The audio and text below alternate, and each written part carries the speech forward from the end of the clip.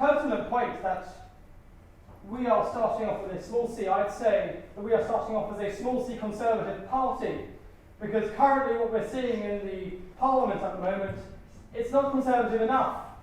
And therefore, as our inaugural event, I'm proud to associate myself with an institution as amazing as Turning Point UK. This is our first event, and actually given the turnout, I think I'm pretty happy. I mean, the Labour Society is currently at 19 and we're at 37. We're nearly at double the amount, so I think people are voting with their feet and they know which side they really want to be on. What I would say is enjoy the 1.5 hours we'll have. It's obviously open floor. The premise of Turning Point UK is that we endorse free speech, and therefore we put it to you, the people, to ask the questions. We're also joined by Richard Brown, who is the UKIP leader, kind of. But, well, he's the UKIP leader. He is the UKIP leader. But the correct term is suspended UKIP leader. Suspended UKIP leader. But we're very happy to have him with us. Not because I entirely endorse UKIP, but I endorse their premise and their precepts of free speech and democracy fundamentally. So I think you've had enough from me. I want to introduce the other speakers. We have Chilaka, we have Mahyar, Tousi, and we have Dominique. Do they want to come onto the stage? Woo!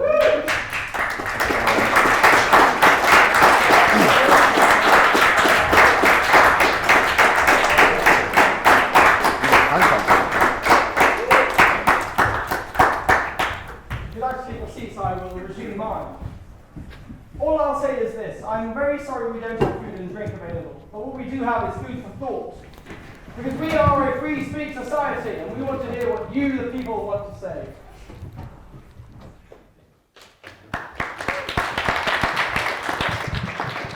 Thank you. Can everyone hear me? Good evening. So I'm Joel, as Marwan said. I'm here with Turning Point. And essentially, I'll just give you a bit of background about me. Everyone will do the same, and then we'll open up the floor to questions and hopefully have a very enriching debate. So I grew up in Stoke-on-Trent, a town that's been known to be quite deprived, and it baffled me. This is kind of my journey into conservatism. It baffled me that every single time people complain about their roads, their schools, education, anything in a Labour town, Labour councillors, Labour MP, but then still go every election and go and vote for the same Labour Party again. And voting for a party that essentially brought on a kind of reliance on handouts and people giving to you rather than working for what you have or need, and yet still complaining that it wasn't good enough, and then still going back and voting for them again, for me, it just baffled me, and this was me aged 12. And that was when I knew I was a Conservative. Because my parents, being Nigerian by origin, had raised me with kind of the values of hard work and aspiration as the way that you get forward in life, what should determine how far you get as a content of your character, not where you're from. But also that you have to be a bit smart, and to imagine that people are voting for the same party not getting the results. You wouldn't do that anywhere else. If I asked you for something, you didn't give it to me, I would stop asking you for the same thing over and over again, but it didn't seem to click. So that was my journey to conservatism. My kind of values, I do believe in free markets because I believe that the consumer, you should be king. Essentially, I believe that you should be the one that's leading where things go. I think that it's kind of a sad state of affairs where the Labour Party go further to the left, but the current Conservative Party seem to have forgotten the basics and seem to just be kowtowing to everything that the Labour Party or left-wing ideologists bring up. And that's why I think Turning Point is really important. As Ollie mentioned in the start, universities, I think, the next generation, I think we're all quite freedom-loving people. From the people I've met at university, I'm a student myself. But it's interesting to see that in 2017, so many people, especially the young demographic, 18 to 25, were going to vote for Jeremy Corbyn. And that baffled me because I thought, if you actually look into his policies, he was a naked socialist in the sense that he wasn't hiding what his policies were. But so many people still went along with it, and I just thought, I don't have to list for you the failures of socialism through time. I just have to turn you to Venezuela and look at the people's livelihoods there compared to the Maduro family, who are now worth about $4 billion in the same time as people are eating their pets, fleeing the country.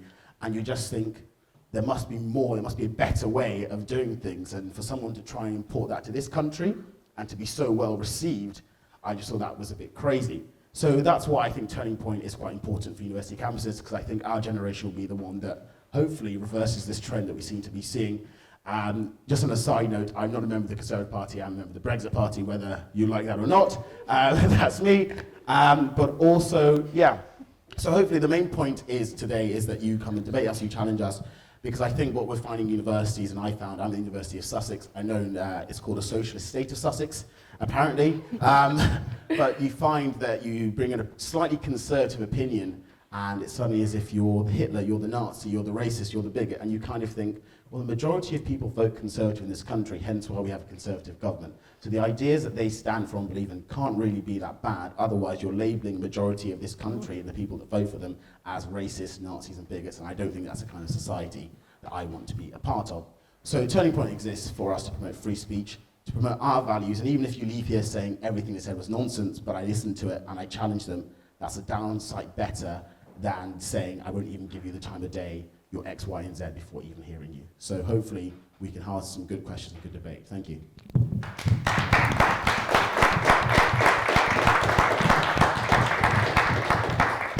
Well, thanks for coming. I'm Mahyar Tousi. I'm a political YouTuber, for those that don't know. One fan. As we mentioned, there is obviously a quite diverse panel. We have kind of social conservative, I'm more of a classical liberal conservative, and Brexit Party, whatever that is. But the reason I'm essentially, the reason my story is basically, my background originally is actually Persian. I was born in Iran, and my family had to come here because of the situation back in Iran, the statism and the government and the way it controls everything, every aspect of your life. And that kind of essentially was the main reason that they had to come here. And you have kind of different type of immigrants when they come here. Mostly, a lot of people appreciate the values of the new home that they found because they know that there's a reason they left their actual home. And you embrace the values, and you actually make that place your new home. And there are some that still get confused, and actually Iranians are interesting because it's 50-50. There are half Iranians here who actually, like me, embrace the values and actually just live their lives normally. And then there are the other half that spend more time complaining about this country and defending Iran. Like, why are you here? Not that you should go back, but there's a reason that you came here. Just embrace it. So my story was that I came here from a relatively middle class family in Iran. Went to Southeast London, grew up in a council estate, went to a comprehensive school, Church of England. And the first thing I noticed was the level of education, the standard. I was doing year 10, year 11, and doing kind of schoolwork in the class actually, like maths. I used to finish it within 5 minutes, and everyone else was still struggling after half an hour.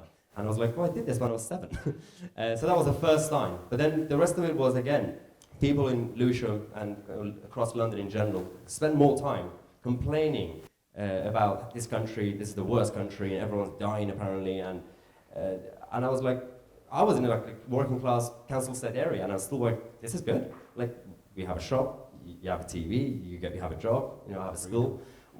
What are we complaining about? And then I realized, obviously, one issue is the lack of aspiration, as Joel mentioned earlier. But the other issue is that I think, and this is why I know that there are people in Iran and places like Iran that want freedom and a real sense of freedom. Not just for the sake of political freedom, democracy, that's not that sort of stuff, actual individual liberty. Because they're going through the opposite right now. Whereas here, generally speaking in the West, when things are relatively well, and you have democracy, everything works economically, generally speaking, people become complacent.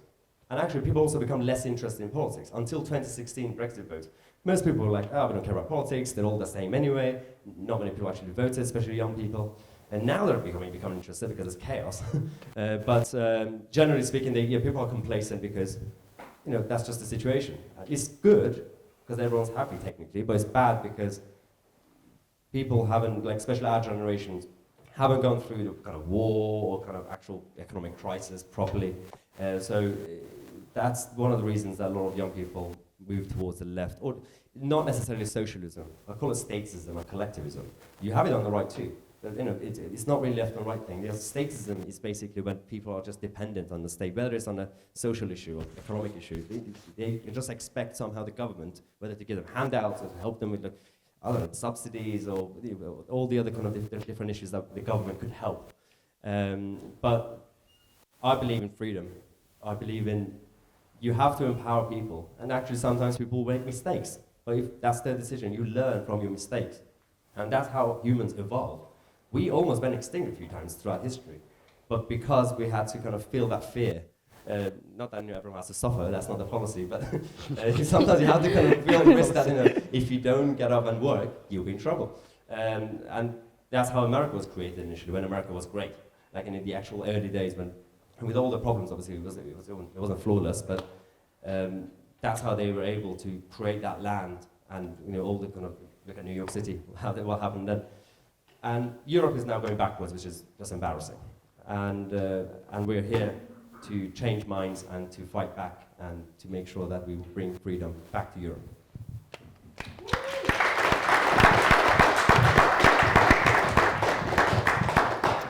So, hi everyone, thanks for coming. I'm Dominique Samuels. I am a Conservative who supports Brexit, and I'm very active on Twitter. I don't know if anyone's, I'll get to that in a minute. But my journey from, well, the left to right, should I say, was really in college when I didn't really know anything about politics. So I decided to, look into it and learn more about it. And the pivotal point for me was Brexit. I've always supported Brexit, but I wasn't really sure about whether or not I was a Conservative or a leftist. I was actually a member of the Labour Party. I voted for Jeremy Corbyn. We're all sinners. But,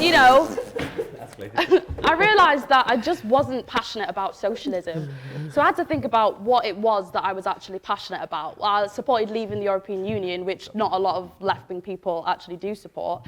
And I also really couldn't believe how insane our society was going. So, for example, daring to say that men don't get periods, daring to say that females don't have penises, daring to say that obesity is unhealthy, and daring to say that there aren't 1 million genders in 2019 is all of a sudden a controversial and bad thing to say.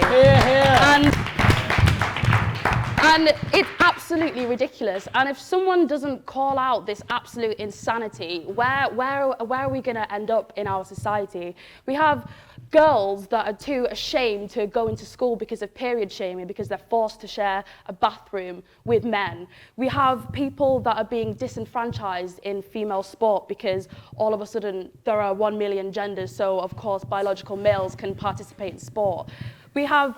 We are descending into absolute chaos, and I feel like in this country, Brexit has been a pivotal part of that journey, where we're starting to look at the discourse and we're starting to think, hey, these things aren't right. And to actually get people to listen, sometimes you do have to offend people. And that's what we're seeing on university campuses. People are offended, and because they're offended, all of a sudden that means you don't get to talk and you shouldn't have an opinion. And that's what's really wrong with our society today. So what TPUK is about, it's about encouraging that discussion and that debate, because there are some things that you don't agree with, but that doesn't mean that you have to shut people down completely just because they say something you don't like. And I actually experienced that today because there was a debate on obesity, basically. I made this post, and there was this woman that was on a billboard, and she was morbidly obese, and because I had the audacity to say that we shouldn't be promoting obesity and unhealthy living in society, I got a string of abuse. I received death threats, and today this girl was actually stalking my account even though I wasn't contacting her at all, and people were saying, let's collectively try and shut down her account because she said something that we disagree with. Thankfully, it failed and she made herself look like an absolute lunatic. But it just goes to show how dangerous our society is becoming. So hopefully with organisations like this and conservative voices that are really trying to bring the sanity back to our society, we can kind of get to a point where we can have healthy discussions and we can bring the sanity back to university campuses, basically.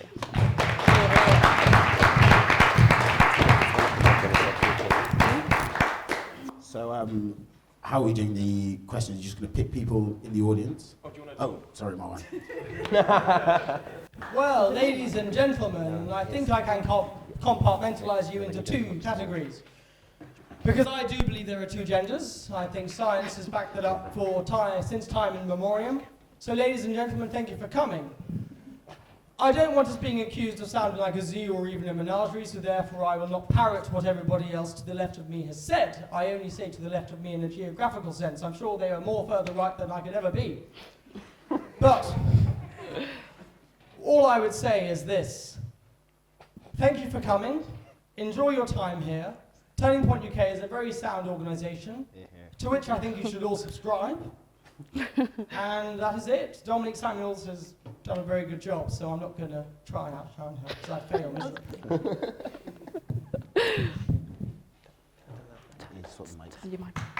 Is my microphone on?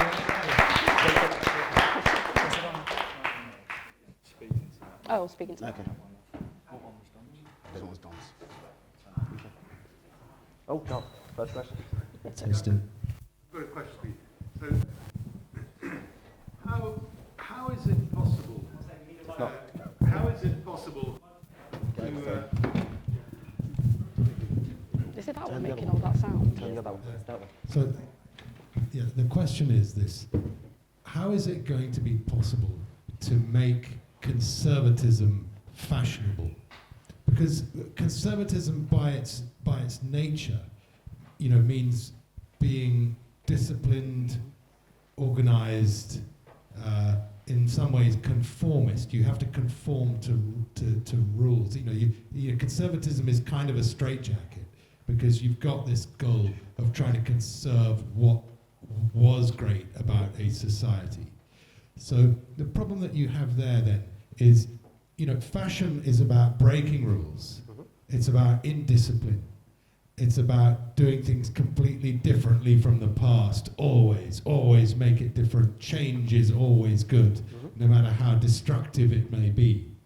So how can we make conservatism fashionable again? Because you mentioned the large number of people at university who support Corby's Whaler and the madness of extreme leftism. Right? So the question is, how can we make conservatism fashionable? Do you have a plan for that? Well, it's a good question. I'm afraid, when things are okay, it's difficult to make conservatism fun or fashionable because unless you have, temporary-wise, you have like a leader, like a party or a movement that could kind of have that. And otherwise, there's one way is if you have like Venezuela, where actually the socialist government is destroying the country, when obviously conservatism becomes fun. But in terms of conserving versus change, actually conservatism, if we are able to sell it in a way that obviously what we're conserving is the values that work, and when it's not broken, why would you change it? But at the same time, economically speaking, actually conservatism is more progressive. And if we could sell that idea in terms of free markets and actually in terms of opportunity, because that's not necessarily a traditionalist mentality, that's not really conserving anything. That's actually, for example, there's a lot of topics, for example, climate change. Whatever your view is on climate change, like how extreme or not, does it exist or not, and mankind, kind of the effects of it. In terms of the planet and everything, it's the free market that could create all the solutions, scientists and innovators and everything. And any change, any progress economically comes from the free market. So I think if we focus economically in terms of making it sound sexier, that works. At the same time, there are a lot of young people out there who are conservative. They just don't know it. And as you said earlier, also majority of people are conservative-minded.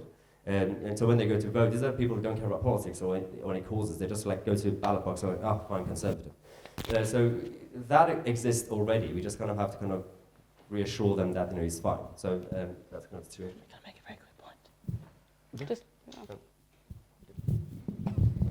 I just want to say on climate change, it's conservatism and fashion. Well, I'll just make a very brief reference to what he just said about conservatism and climate change in particular. I'll tell you what, the climate has been changing since time immemorial, and I like that phrase. However, I'll tell you, the people who are complaining the most about the climate and its changing and its anthropomorphic effects are the snowflakes, because they know that if the climate changes by a marginal increase in centigrade, then it will be the snowflakes that melt first. And that is why they are afraid, my friends. Thank you. So, Justin, was going back to your question, conservatism and fashion, sticking with that. I actually think Mahyar touches on it in terms of making sexier, but actually the fact he says that more people are conservative-minded. When people think about family values, they think about a strong society that can help people, but doesn't mean that people rely on it. Actually, I think that what we have to do is, it's not going to be an overnight process, but I actually think that we need to start with not being afraid to call things out in universities, in schools, because, I mean, you see polls of university lecturers, and this doesn't mean that people aren't entitled to their views. I don't for a second imagine that because a lecturer is left-wing that they shouldn't be able to teach. But if you just think about a university where, on average, polls have shown university lecturers have done surveys and they say 90% of them hold left-wing views, 7% have conservative views. How can you expect a generation of people to grow up with conservative views, or not to be hidden from actually what conservatism stands for, and to have a warped view from someone who's against that point of view? If you take schooling, for instance, school teachers, on average, would say that they're more likely to be left-wing, and that's not a problem per se. However, when it crosses the line from this is my view, and I hold it, to I'm your teacher, and therefore you must take on my point of view and view on the world, that is where I think we will have to eventually move to, because kids spend most of their time in schools. They have to stay in education until they're 18. If you spend 18 years being indoctrinated, for want of a better word, how can you expect there to be any different or any different product? So I think that's where we're going to have to go. But sadly, at the moment, no one has, what I would say, the balls or has the umph to say, actually, this is somewhere where it's not a case of I want to stop you from being left-wing and a teacher. I want to make sure that when you're teaching in schools, you're allowing people to have that free thought and come to their own conclusions over this 18-year, sometimes 21-year period if you serve at university. But what we're seeing now, you can just pop into Google teacher bias, and you will come up with hundreds of articles of kids being told, for instance, that my dad told me there were 2 genders, and my teacher told me that there were 100, and my teacher told me my dad's a bigot, and I went home and told my dad he's a bigot. You know, those kind of things. So you kind of think that's not something that parents or a society should let slide, because at the end of the day, parents have the ultimate responsibility for their children, and I think if we let this slide too far, then how can we expect there to be a revival per se or any change?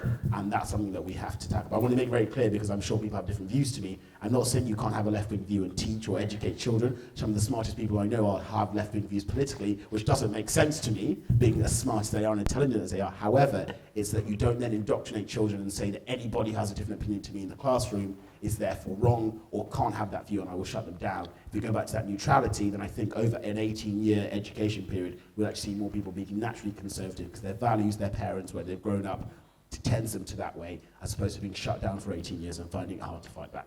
Yeah, I'd say I agree, but I actually would say that the best way to make it fashionable is to attack it through culture, and the culture of today is your social media platforms. So for example, you're like really big on YouTube, I like to do Twitter a lot, and the best way is through kind of poking fun at them, being kind of satirical. Candace Owens said it the best, you know, conservatives don't really do social media that well, and we're starting to see conservatives starting to realize that if you want to get to kids, you've got to be able to master the social media, and you've got to make it cool where you've got people that, you know, young people can relate to, and that where you've got people that know how to do social media. So if you know how to do YouTube, if you know how to do your Twitter, Facebook, etc., and get the message out that way, then that's when you're winning. But also having the bravery to kind of say, wait, what you're saying is completely insane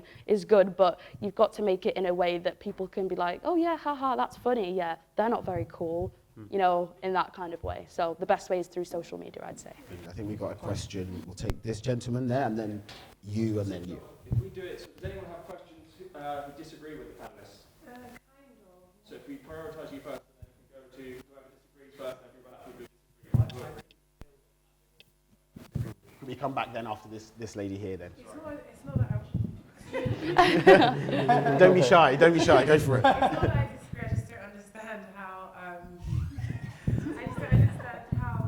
how being in a free market is like, oh, that's going to cause innovation for climate change. It's like, it doesn't necessarily mean that, because the free market could also... Well, that's the only way. So, because for decades, not just climate change, but any other area, a lot of campaigns and left-wing parties and governments have tried to rearrange society or fix the problems, but they've failed. And for example, even look at NASA. Since the 60s, when they were pushed to get to the moon, because that was a political push, they've gone flatline in terms of the progress. If you had gone with the same progress, they should have gone really higher by now. Like we should have had like flats in Mars by now. Whereas you had Elon Musk or people like him, one individual creating a business and actually doing more within 5 years than NASA had done within 50 years. And it goes back to climate change. All the things that people on the left, climate change protesters like, solar panels, wind farms, and any other thing that we have, they were not created by bureaucrats or governments. They were created by individuals, scientists and innovators. And if you want to have more of those, and anything on nuclear fusion, whatever you want to have, any other new alternative, you need to empower the markets. You need to empower scientists and innovators, and not by subsidizing them. Handouts don't work, because handouts make them lazy. And it always happens with any other industry. Just get, tax breaks, obviously, give them an opportunity to create businesses and products. And and the thing is with these climate change protesters is they often target, Western societies like the UK and the US. The biggest polluter is actually the US government, and that is more bureaucracy and more people trying to take control of the way government does things, instead of you having innovators and people that can actually create solutions to climate change. The biggest polluter, the biggest continents that actually pollute the most are Asia and Africa. I mean, not our Western countries, and this is the biggest misconception. China has a free market kind of economic sense, but in the social sense, they're very, very communist. And when you actually restrict people from wanting to create things, they don't create. So when you give people the freedom to be able to be creative and create solutions to problems such as climate change, that's when you'll see more things being done. And especially in this country, we are like one of the world leaders on climate change, and that's because we give businesses the opportunity to be able to create solutions to climate change rather than trying to micromanage. Because most things that the government try and take control of, they don't do very well. Okay. Do you have anybody who disagrees or has something to? Do you have anybody who disagrees or has something to against the panel, or anything? Okay. Did you want to build up on your? Is that on? So you guys were talking about university campuses, and I'm new to Imperial, and I looked for some political societies. And I saw there was Labour SOC, and we had like 10 members, and Tory SOC had maybe Conservative SOC, so I had 40. But there's actually another group who have like. And there's another group. Well, you're wearing a blue jacket, so why don't you join the Blue Party? Right. Yeah. Well, no. I'm involved outside, but I saw there's actually another group at Imperial who have like maybe like 60, 70 members, and I think I spoke to them at Freshers Fair, and they're Marxists, and it adds into what you guys are saying that it seems like even at a university that's not got a humanities department where people are maybe. I get the impression Imperial is maybe not as left as other universities from what I hear from my friends, and yet they've still got many people here who support left-wing views. And today I also saw there was a talk on reparations, and over on the other side of campus, and I just think, why don't they just get a job, But no, seriously, what I was asking the panel, is how do we fight this Marxist takeover, how do we fight equal rights and stuff? Fight equal rights? Sorry. Yeah, I want to make sure the question. I want to clarify. I don't think he's against equal rights. I think you're against those. Yeah. How do we fight them? How do we fight? With the given panel, don't worry. Everyone should get. We can edit this. Yeah. So no. Thank you for your question. And I think actually speaks to his question. Just before speaking to his question, is that the ability to ask people and have them to clarify their point of view is something we seem to lose on Twitter. You put a tweet out and someone assumes that this is what you mean, and we could have assumed this guy's then against equal rights. You just assumed his gender, though. Yeah, or something else. But I think, no, rightly so. I think that one thing we have to do is societies like this, and that's why I think societies like Turning Point, conservative societies, not being afraid to take their stance, and not being afraid to challenge student unions, because a lot of the time it might not be lecturers themselves, although in some places like Sussex, where they had a lecture run by a lecturing team on how to deal with right-wing students.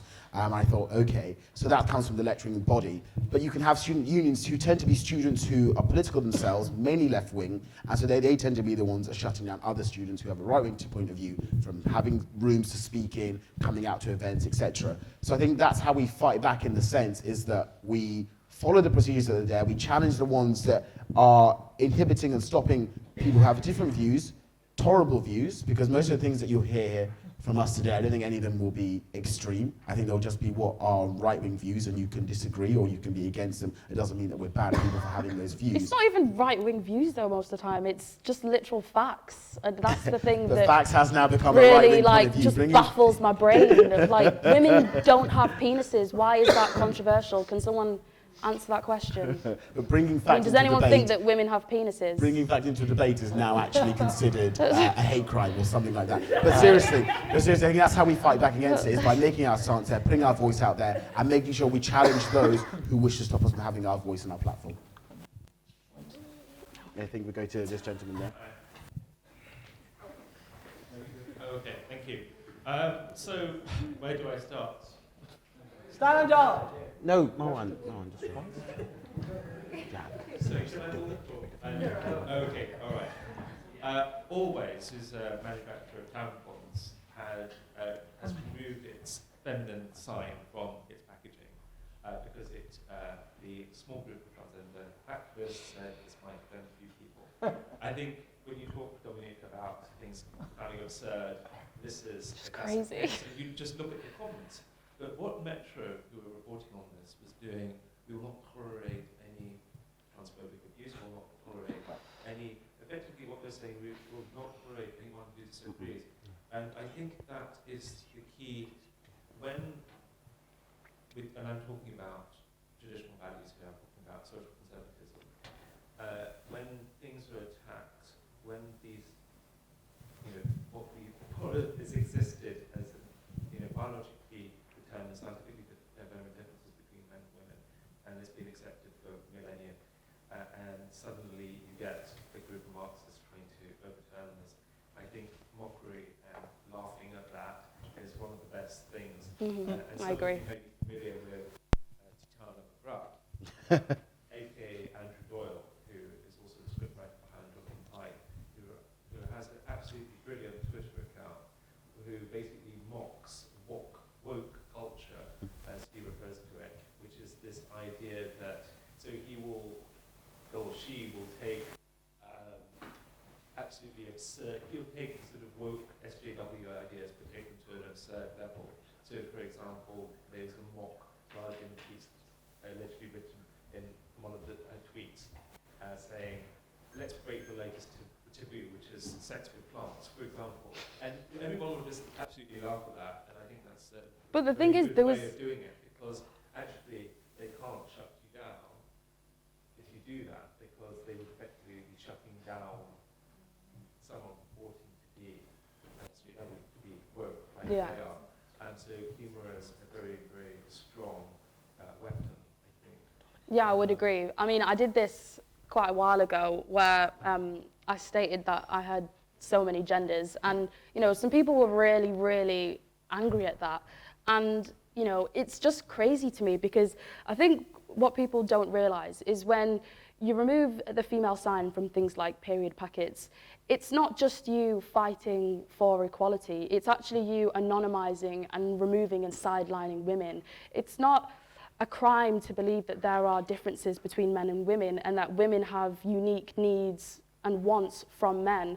So by essentially saying that there are no difference between women and men, you are effectively disenfranchising women. I mean, for example, with the gender-neutral toilets thing, I think Sadiq Khan was proposing that they're actually being built gender-neutral toilets in the London Underground. If you think about yourself as a young woman at night, or even as a Muslim woman who wears a hijab, you want that privacy in a bathroom, but because there's this crazy idea that all of a sudden there are no difference between genders, it's actually affecting women in the worst way. As a woman at like 10 p.m, are you going to want to be sharing a bathroom with a man that is a stranger late at night? No, I would feel really uncomfortable. And people that label that as transphobic, they're actually missing a key element of this debate. It's that the majority of these so-called bathrooms, gender-neutral bathrooms, won't be frequented by transgender people because they make up vaguely like less than 1% of the population. They will be frequented by men. And let's also not forget that the vast majority of transgender people are men that still have penises. So this this idea that this is somehow fighting for equality is, in my opinion, just completely absurd, because it's the opposite of equality. And that's the state of the debate at the moment. We're taking things that, you know, should be absolutely backwards and absurd, but they're being presented as absolute truth. And those that kind of fight against that are seen as the bigots and the phobes. And I'm not scared of anyone. I'm not scared of fat people. I'm not scared of trans people. I'm not scared of them. If you want to live your life that way, that's fine. That's not my business. But when nobody else can have an opinion that differs from this new mainstream, that's when it becomes a problem for me. Okay, so we want to prioritize people who disagree with us or who have a counterpoint. Are you raising your hand for a disagreement? Yeah, go for it. Sorry, I have a bit of a raspy voice, so sorry if it doesn't. No worries. But do you think morality should be a part of the engagement? Because throughout the talk, I've been hearing a lot of instillment of values into the system, but I would disagree with that, because I feel like that's how we got here in the first place. The convincing of that the left side, the right side is the evil side, because they don't follow these sort of policies or that sort of policy. I think, at least in my own ventures, taking morality out of the discussion is probably more effective. But what's your opinion on that?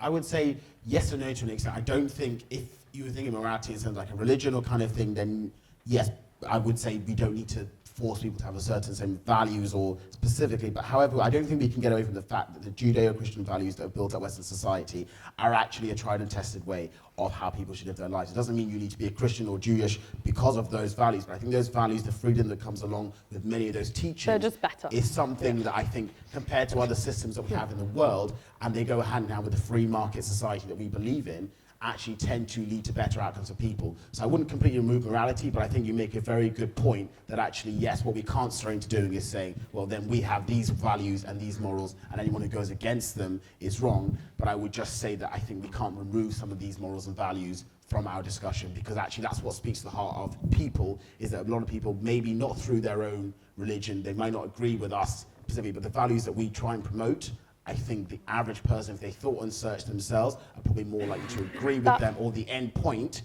if there wasn't a kind of side that said, well, actually, you can forget about your personal responsibility. You can forget the fact that you're responsible for yourself as an individual. You can forget about your community responsibility, that also you have a lot of rights, but also with the rights come responsibilities. That kind of teaching, I think, if a lot of people didn't think there was an alternative, or if actually a lot of people were given that straight truth to their face, I think most people would actually say, I agree to an extent, and I don't think we can completely remove morals, but I would say, yes, we shouldn't try and become like a moral party or a moral view and say, this is our worldview and we lord it over you. But I think a lot of the values that we stand for, most people, when presented with them as they are and how they're meant to be interpreted, I think would agree that those are the values that lead to the best outcomes for human nature through evolution, through the hundreds of thousands of years, millions of years we've been on this earth, for the best outcomes for society and for individuals. I think that people would agree. And also, you have to look at it as, if you actually think about some of the things that they come out with, what they come out with isn't moral, it's not universally right. People on the left like to sit on this podium and look down on everyone else as if their views are more moral than everybody else's.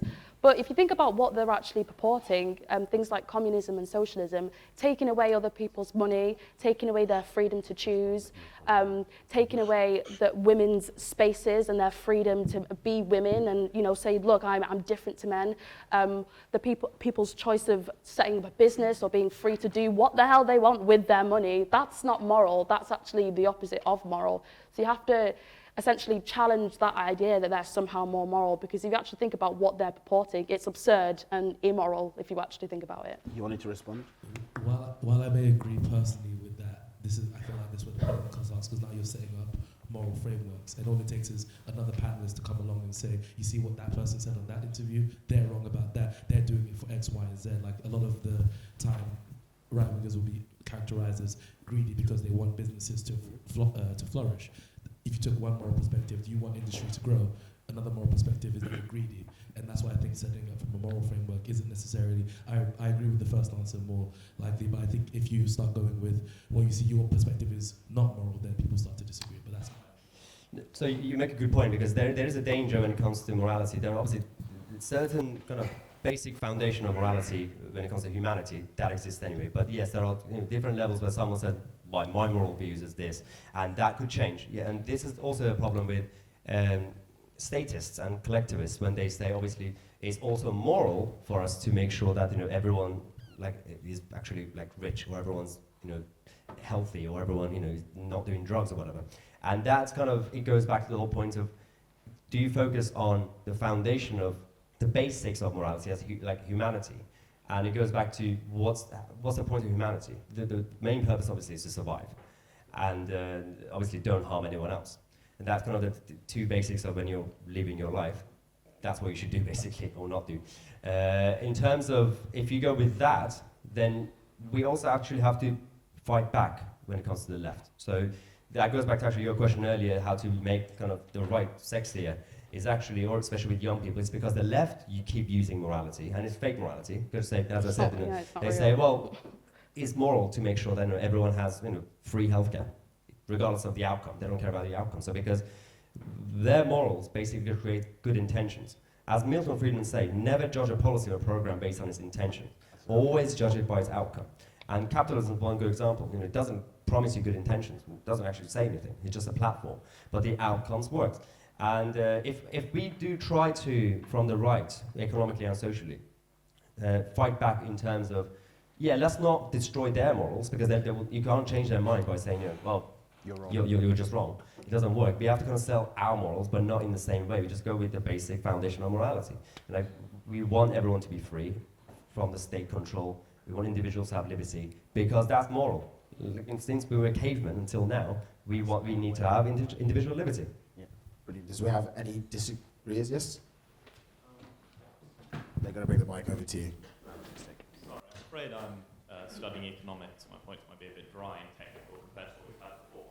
But one, I thought about two quickly. One is, where would you've talked about free markets and limited government, you've talked about individual liberty and government and freedom of markets. I was wondering how much weight you give to each one.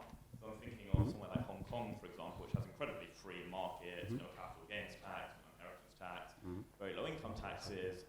But then we saw huge protests over the summer, not at any attempt to change this, but at attempts to reduce the judicial independence, which you'd consider an individual right.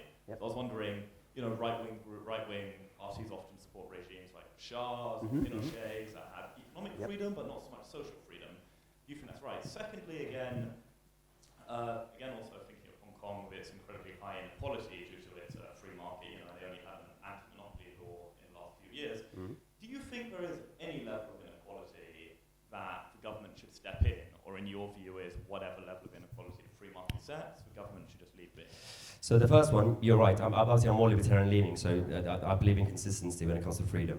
So if you're economically free, politically your government should also believe in freedom. So that's that, obviously, like Pinochet or even like the Shah. I'm a supporter of the constitutional monarchy in Iran, but obviously it wasn't perfect. In terms of economically, going back to your point, again, I'm afraid you have to be consistent. So I don't want to get too dry when it comes to economics, but I'm more of because there are two types of right-wing economics, primarily Chicago School in Austria. You have kind of Hayek, Chicago, and then kind of Mises, the other side. I'm more of a Mises side, which is more radical, which means state shouldn't intervene in your life almost at all. There are some basics because of the knowledge problem, because not one individual or a small group of people could fix any problems in society. And when it comes to interventions, it goes back to what I said, intention versus outcome. Yeah, there are some situations, inequality, for example. The problems exist, but the solution is not to get the government involved, because that just creates more problems. And it might fix it short term, but it actually creates a problem. For example, like welfare and handouts. It might, help short term, if you want to find a job, or if you're just lazy, it's good for a couple of months. But it actually creates a lazy mentality in your brain, also intellectually lazy, not just as a human. And so that's kind of the problem with any intervention. So as I said, I believe just get out of people's lives. Let people make mistakes. Actually, inequality creates that kind of aspiration that people want to get up. That's what happened in the 80s under Margaret Thatcher. People actually came up. The working classes became middle class, and people just freaked out. So. Can I make a quick point? Yeah. Just a very 10-second point. On inequality, I want to hear your view. If the welfare and quality of life of the bottom 10% increases, but the welfare and quality of life of the top 10% increases at a faster rate, do you see that as a good thing or a bad thing objectively? What, the 10% versus bottom 10%? Yeah. I would focus more on the sort of level of social mobility. Social immobility is often highly correlated with inequality, as we see in Hong Kong, as we see in Latin America. Latin America is the most unequal region of the world as regards social mobility. So I just worry when the gap grows larger and larger, social mobility starts requiring government efforts to achieve, because the rich send all their children to private schools and starve state education sectoral funding, then you end up with a Latin American style situation with almost zero social mobility. Can we hear from Mr. Brain? Sorry, private schools take pressure off the state system because the state system doesn't have to educate the people that go to private schools. So what you just said, I'm afraid, is a fiction. Carry on.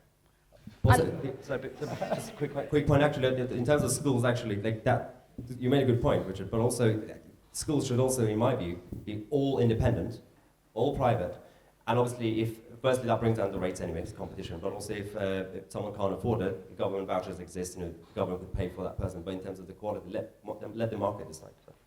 I'd say in terms of my conservatism, I do kind of lean towards more government involvement in terms of paternalism.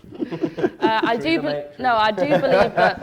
Never say that name again. I do believe that the government plays an essential role in providing a safety net for individuals. I just do. I mean, my mum has narcolepsy, and so she does need government assistance because of how ill she is. If she didn't have that assistance there, I don't know what it is that she would do. I do believe that we should be, focusing more on charities and religious groups and the amazing work that they do, because they can be more flexible and kind of aid their support to what people actually need. But there is definitely a role of government in procuring the moral state of society and also providing a safety net for individuals. So I'm not really the kind of person who thinks that government shouldn't be involved at all. I do support capitalism and the free market, but I wouldn't say that the government shouldn't play a role in people's lives at all. I just think sometimes that can be a bit unrealistic. You can see that, unlike other groups, we're not an echo chamber. We have different ranges of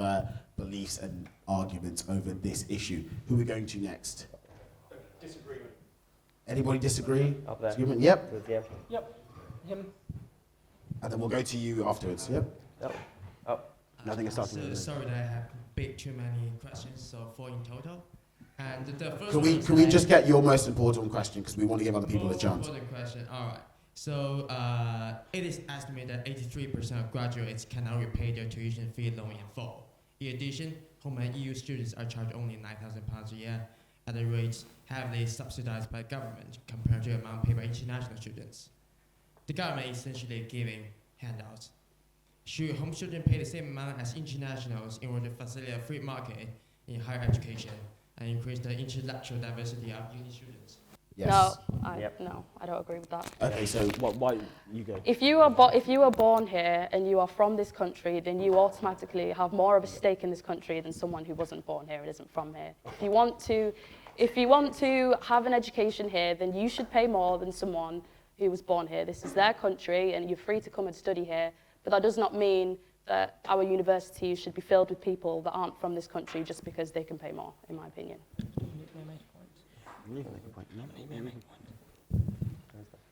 I sympathise with your point. Thus, I cannot empathise because I am a UK student.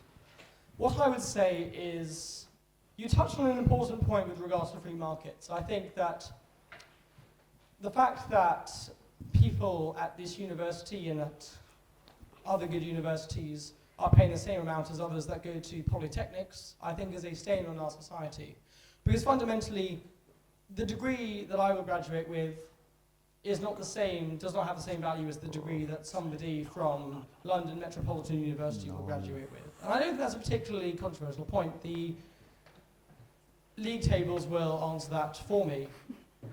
So you touched on an important point, but fundamentally, if international students want to send if international parents want to send their children here, then they should be prepared to pay the fees that they think their children are worth, and they think fundamentally that their degree is worth. Okay. Yeah, I get the point, but I think the question was framed slightly wrong. It shouldn't be a choice between, like, the UK students either should be free and then everyone else should pay more, or everyone should pay more. The point is that government subsidizing UK students. Yeah. Yeah, I believe there should be a... People who don't go to uni Yep. are essentially paying for those who choose to go to uni. There should be a proper a discussion and reform when it comes to the whole tuition fees in general. But that, again, when I say that, the alternative is not socialist alternative. The alternative is not like free universities for everyone. There should be a complete reform of the system in general. We should make it slightly fee paying, obviously. There is a problem because of, it's creating this complacency and laziness. Everyone's just going to uni. Not everybody has to go to uni, obviously. So that's kind of, Richard. Do you agree with the... Quite loud enough anyway. Do you agree with the UKIP policy that STEM undergraduate STEM students, so that science, technology, engineering, medicine and mathematics students should have free tuition, whereas other subjects should have, the students should have to pay? That is UKIP policy. Do you agree with that?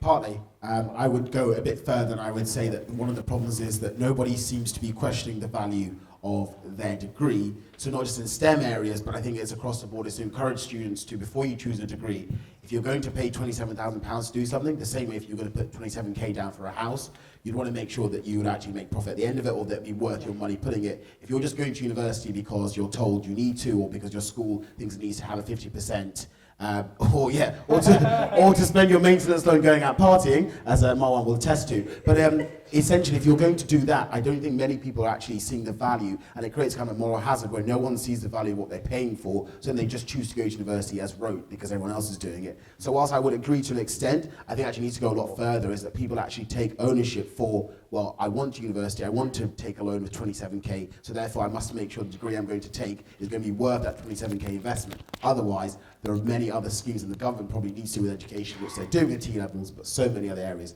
invest more to give people other routes apart from university, so people don't think, if I don't go to uni, that's the end of my life. So that's why I would go further. I think we've got a disagreement up at the back. It's a good start though, yeah. What I wanted to say is basically, going back to some of the points, free market is good. I was with Dominique, where I do think there needs to be some help from the government. That will have to come in is when Conservative, we was talking about Conservative being the fundamentals of government, doing things conservatively. And the problem is the Conservative Party haven't been doing them things right. When you don't get the fundamentals right, then you have a lot of people outside of that. And so first thing is about getting these things right first. The fundamentals, education, and go into all of that. That's what I think about that. So I think there needs to be a balance between the both, because we can't shift completely to free market and have no help from the government, because we have a population that needs that help. But with the same point you're saying about mentality, the problem with the North is that Labour have got them onto that mentality where they've been reliant on the granny state. And that goes into, like, when we talk about young people and how we're going to get conservative and the ideas. I think we need to look at leadership, influencers as well, social media. I think, is it Musi? Mahyar. Doing things like, I don't know if you know that drill master. He's a drill artist and he's very political and he's got a bit of talk. That's your next video. So I think at the moment you should maybe do an interview with him. I don't know if you've done that or got that plans. Do something like that. Comparisons. Labour Party, they have Stormzy. So I think when we can debate people within that realm and fight, we need to do that better. Another thing we need to look at is a question I actually wanted is kind of changing, is how we're gonna fight the institutions, not just because we've got government against us in terms of, I think right now conservatism is about leaving. That's my personal view. I think conservatism are Brexiters, in my point of view. All the remainers in Conservative Party, I think they're really Labours and Lib Dems, and we can see the traitors.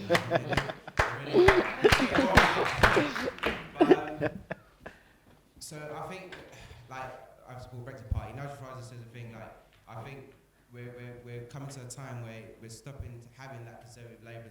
It's gonna change. Leave, remain kind of balance. Yeah, it's gonna be leave and remain, and I think we win the battle on leave and remain because I think the facts, we can fight everybody the facts. And what we need to do is, with the left's way of using morals as, we can, a lot of the morals, we can actually debate them down. If you realise they actually contradict each other. It's like, if we can get our message out, then, and effectively, I think that's the best and the most important thing we need to do, everybody, is understand how to message properly and bring, like, Turning Point UK, try and bring everybody together. Like, I have a friend here, we know each other from Instagram, but like, these events is just a start. I think it's really good. I'm done. Thank you. Yeah, thank you. Go to the next person, go to the next person, go to the next person. For our next question, guys, could it be someone who really disagrees? Does anyone have a big disagreement? We go to that chap in the blue there, she's not said yet. If you wait for the microphone. Actually, bring the microphone. Hi, so, sorry, I don't know your name, the YouTube guy earlier talked. Mahyar. You talked about how sort of everything good sort of was at the end of a free market, whilst talking about climate change. But there's many, you can make the argument that the free market has got us here where we are, and it doesn't currently look like the free market is providing like the solution to climate change. And you also sort of rubbished off government intervention or investment uses with NASA and Elon Musk. But Elon Musk is standing on the shoulders of giants of research and the initial investment that's not necessarily guaranteed gives you a return. So how do you make the free market actually address climate change? Okay, so climate change, look at every single country in the West that are doing good in terms of their track record of climate change, tackling it. It's every single country that's a free market system, whether it's Scandinavia or here or places like this. And every place that's not a free market system are doing badly. It's just automatic. This is why people always, as I said before, focus too much on intentions. They want the politicians, the governments, and people to talk about good things, like, oh yeah, we have to do things. We have to kind of we must do good take things. money to then. Whereas the outcome is not sexy because no one's talking about it, but it does happen. And the free market, actually, capitalism, since the Industrial Revolution in this country, it did create a lot of kind of issues, especially with the planet. But it also fixed its own problems. It fixes its own problems. That's always happens with capitalism. It always fixes the problem automatically. That's just how it works.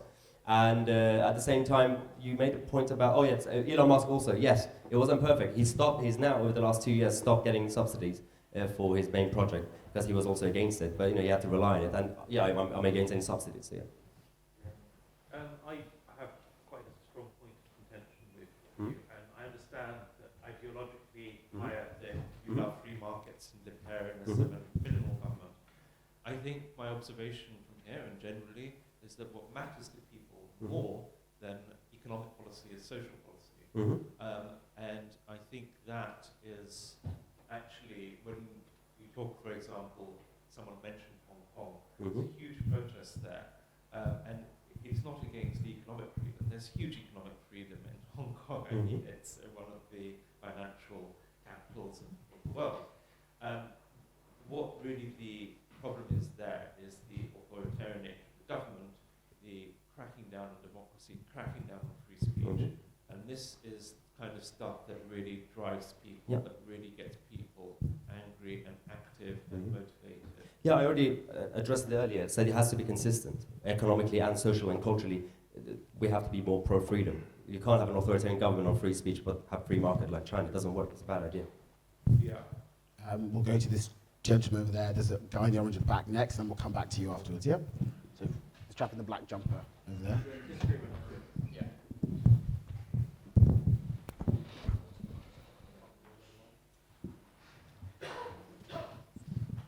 I'm hearing a lot on things like sort of government role in handouts and that sort of thing. And I heard that the government needs to help people from the bottom and the rest of it. But I don't think I'm hearing enough on the married family and the family unit, which is actually what provides children with the best education and actually prevents the government having to step in and help young children. Because if the family's there and someone's grown up with a mother and a father who are happily married and the rest of it, then the child will more likely grow up with a better education, a better job, and better morals. And I think that's, instead of attacking the welfare state and the rest of it, the Conservatives and people on the right need to actually go to the root cause of the problem, which is the attack of the institution on marriage and the mother and the father. Can I ask you a question? Sorry, I'd say that I completely agree with that, and I think this is another issue with the left, is that they believe that government should replace everything, including mothers and fathers in the home, and families, and that government should encompass everything. It should be the society. You don't need a mother, you don't need a father, you just need government to give you everything. And that's the key issue with it. And specifically for black children, they're disenfranchised the most when it comes to father absence, both in the US and in the UK.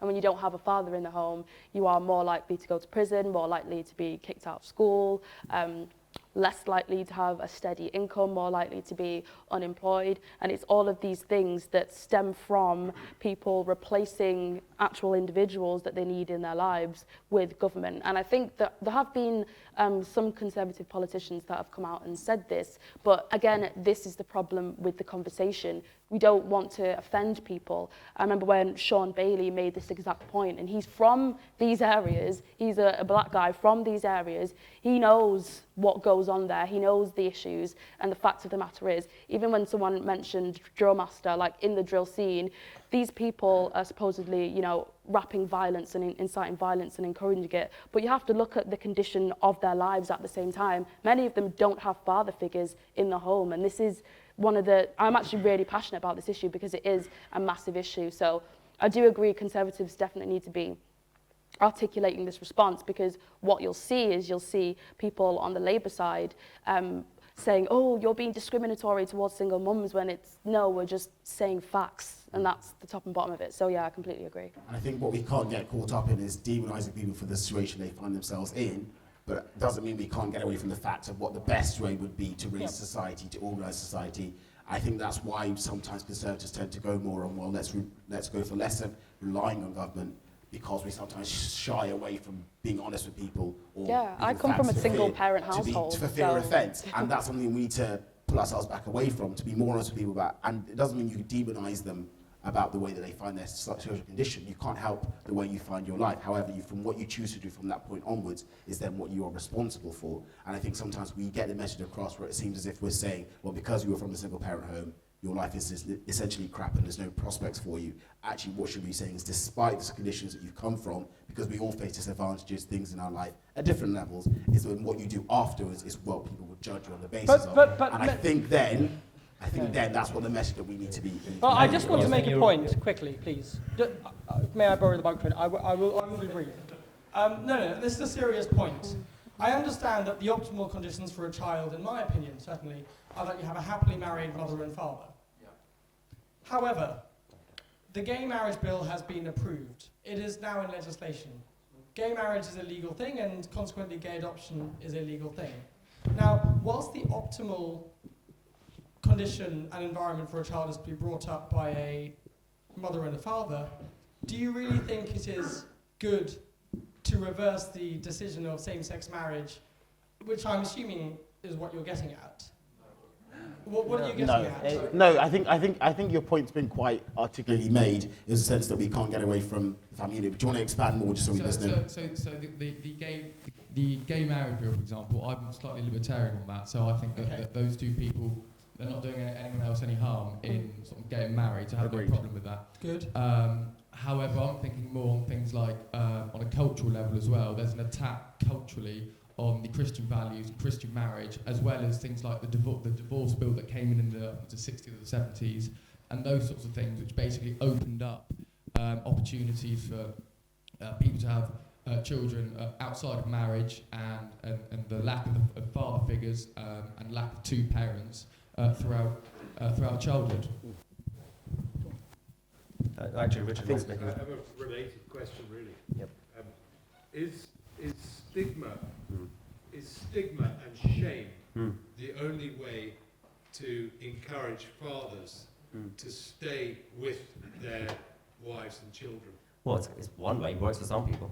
Can you suggest any other ways of encouraging fathers? I think one way is this is why we talk about the state not being the mother and father, is that, and this is coming from a man's point of view, let's say, if you know that you could get someone pregnant, they could have a kid, but you can leave because they'll be careful by the state, and there is a safety net per se. It may not be the optimal safety net, it may not be how good their lives could be, and I'm not neither here or there on what the outcome would be. But I think a lot of reasonable men, and I'd like to say that most men are reasonable, would actually, if that safety net was removed, in the sense that they knew it was they shouldered the responsibility, rather than having someone else who could take responsibility, I think that might be part of it. It's not the silver bullet that would stop having single-parent families. Not necessarily is a bad thing, but it's not the silver bullet. However, I think stigma and shame might be one way, but also that's why we talk about having the government less involved in people's lives, is that if you don't think, well, I can make mistakes and I'm not going to have to clean up the mess that follows, I'm not going to have to be responsible for the outcome, which is a child, a baby that needs looking after and support from the two parents, then what is your incentive to then stay around if you don't feel like you should, rather than saying, well, I won't then go and sleep with 10 women and have 10 children, they can all go and be looked after as wards of the state. Yeah. It might make some people be more kind of reserved in what they choose to go and do. Well, yep. Yeah. The orange. Basically, to the point, it's the byproduct of policies I think we're talking about. And one of the byproducts of policies, like, for example, we're talking about with the divorce and marriage, it's created tendency for people to do things.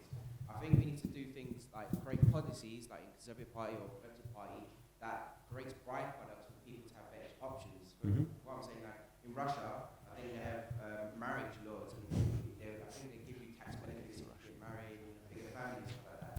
Now that's government using policies to push eventualities, and that's I think they're thinking about the byproduct where we've made policies in Conservative Labour that have been counterproductive to our society. And we're seeing that now, and it's stuck in, and we need to change it. So you were talking about economics a lot, but now it's the same argument, but socially.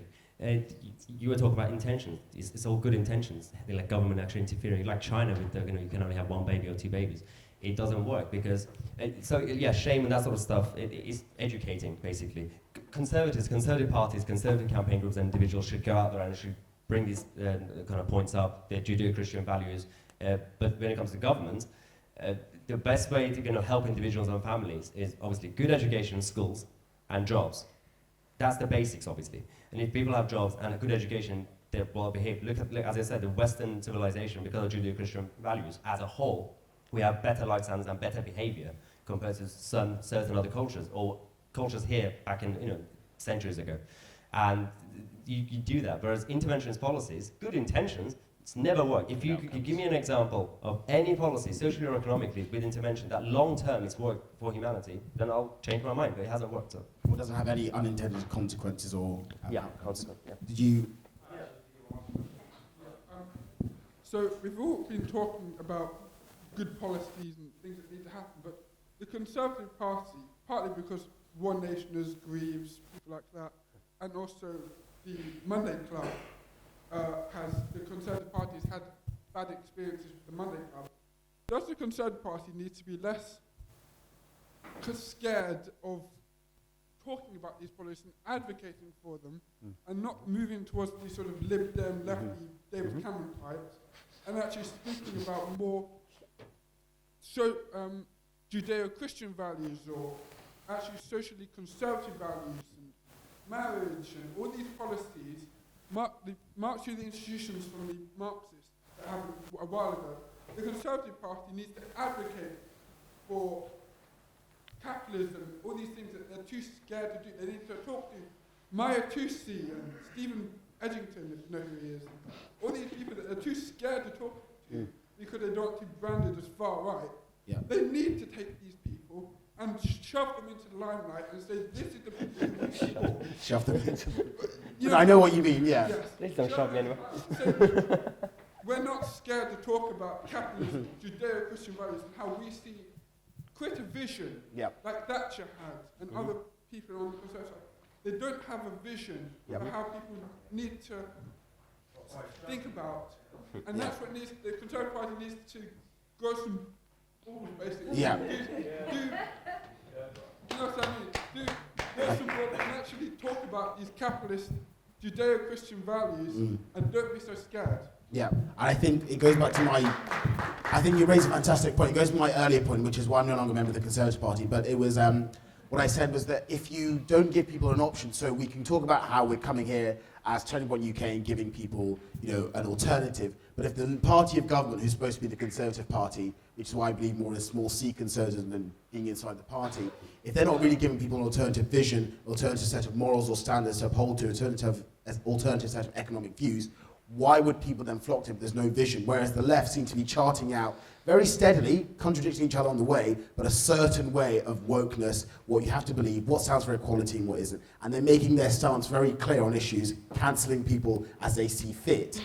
They're making that very clear. So people, if you were a young, impressionable person, I think as we all were at one point, you look at one side and say, right, they have a manuscript of how life should be and what things I can and can't say and how things I can and can't do. Whereas we seem to be on the right side, a bit of the mess, and the party that we expect to be as in government, majority party, apart from Brexit at the moment, which they seem to have finally got their heads round, don't really seem to be articulating that clear vision.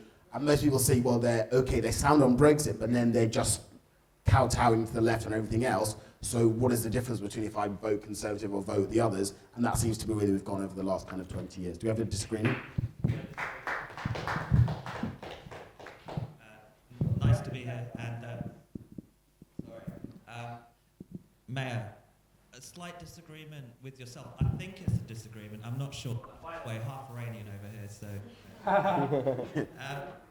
But you seem to be leaning towards Boris and the Conservative Party. That's the impression I get when Joel mentioned. Just quickly, he said I'm a member of the Brexit Party. Yep. You kind of made a little. Oh yeah, it was a joke. It's a joke. Don't worry. We love each other. Don't worry. I'm not suggesting that, but just from the, and I haven't watched all your videos a little bit. I get the feeling that you kind of believe in Boris. No.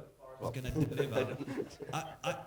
I actually think Boris is an okay actor, a much better actor than the bad actor that Theresa May was, and what's really bad in it. Yeah. Well, actually, I don't know. What can I say? Don't assume agenda. Don't assume Theresa May's agenda. Yeah. In person, thank you. Yeah, I get your point. But is there any disagreement on the panel even?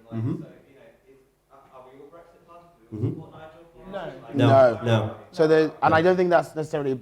No. You go. No, it's not. It's not really a disagreement. So I'm not necessarily. I'm like, especially my channel on YouTube, it's an objective channel. So especially today, I said in the video that if Brexit doesn't happen tonight, and apparently it's not happening, Boris has promised do or die, regardless of how, and it's not going to happen. If it doesn't happen, then obviously I've criticised them in the past. I've criticised the Tory party in the past, especially with their paternalistic policies. I would criticise the Brexit party sometimes. I've defended the Brexit party sometimes in the past. It doesn't really matter. Like, and if Boris fails, and he's currently failing, then I'll criticise him.